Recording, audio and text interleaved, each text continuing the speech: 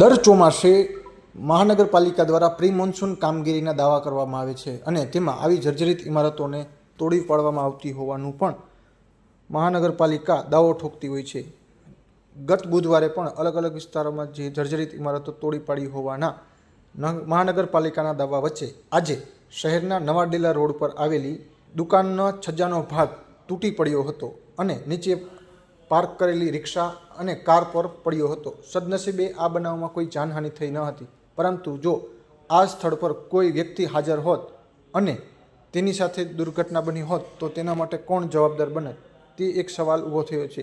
ત્યારે મોરબી મહાનગરપાલિકા આવી દુર્ઘટના ફરીવાર ન બને અને કોઈની જાનમાલને નુકસાન ન થાય તે માટે વહેલી તકે તમામ મિલકતોનો સર્વે કરી અને તોડી પાડવાની કાર્યવાહી હાથ ધરે। મારું નામ છે વડાવરિયા રજિયા ઇરફાનભાઈ।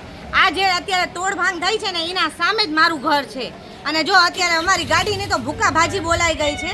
આ રિક્ષાની એકદમ તૂટી ગઈ છે। કેવી તૂટી ગઈ છે? એના અંદર સારું છે કે ઉપરવાળાની રહેમ કે એના અંદર ભાઈ નથી બેઠેલા કોઈ કે એનો નતર આપણે કે કોણ હોય જિમ્મેદાર એની ફેમિલીનું થાય। અને અમારી ગાડી જો કેટલી બધી ભાંગી ગઈ છે અને આ દિવાલમાં એક ફેરી અમે અરજી કરેલી નગરપાલિકામાં, થોડુંક તોડીને વયા ગયા હતા પણ પૂરું તોડ્યું નહોતું, ત્યારે પૂરું નહોતું તોડ્યું। આજે એ નહોતું તોડ્યું ને એનું આ બધું આજે રિઝલ્ટ આવ્યું છે।